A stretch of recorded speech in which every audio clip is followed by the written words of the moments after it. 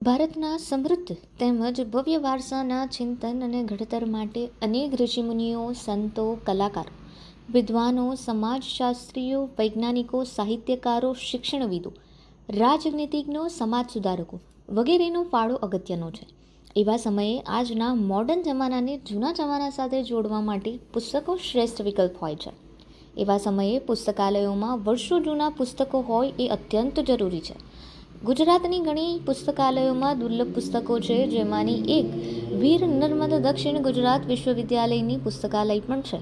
અહીં 200 વર્ષ જૂના દુર્લભ પુસ્તકોનો ખજાનો છે. અહીં વર્ષ 1809થી 1947 સુધીના 1922 જેટલા દુર્લભ પુસ્તકો છે, જેને હાલ પ્રિઝર્વ કરવામાં આવ્યા છે અને આવનારા સમયમાં સ્પર્ધાત્મક પરીક્ષાની તૈયારી કરતા વિદ્યાર્થીઓ માટે તે અમૂલ્ય સ્ટોન સાબિત થઈ શકે તે માટે તેમને ડિજિટલાઇઝ કરવામાં આવશે.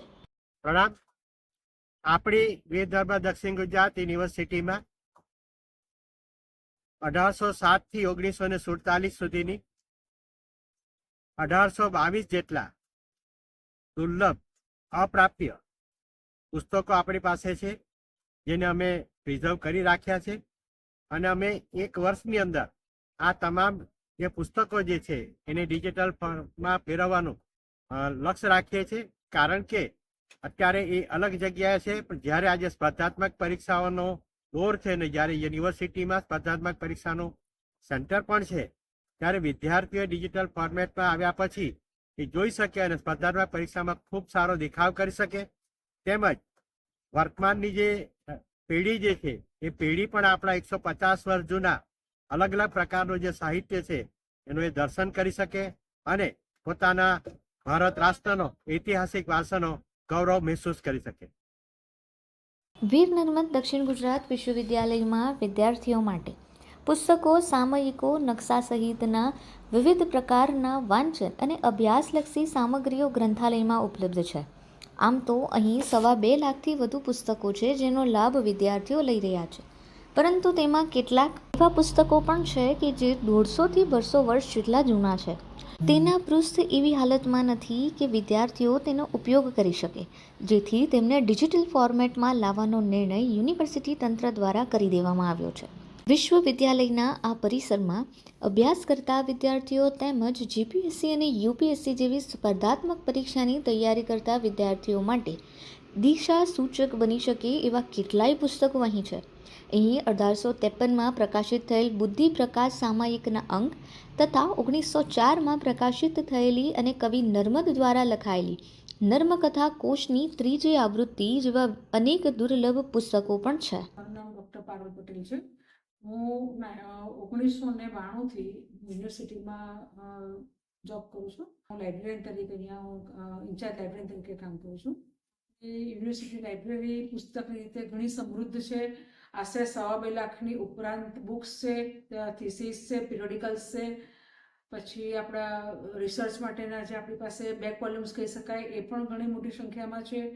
અને રેર બુક્સ કહી શકાય તેવી 1922 જે લગભગ 200 વર્ષથી પણ જૂની છે એવી બુકનો એક સમૃદ્ધ ભંડાર આપણી પાસે સંગ્રહાયેલ છે.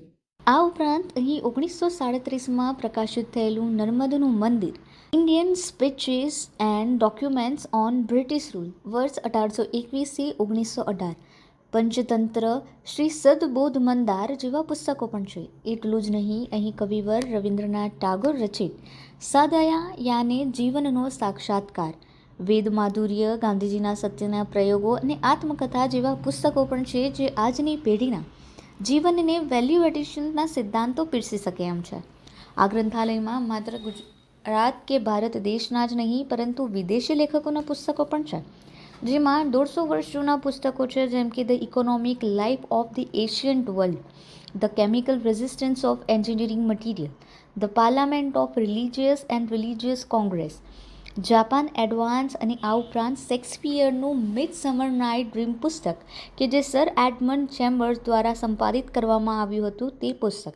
તેની સાથે જેમ્સ બોસવેલનું 1809માં લખાયેલું અને કન્સાઇઝ બોસવેલ તેમજ સર સ્કોચ વોલ્ટરના દુર્લભ પુસ્તકો પણ છે.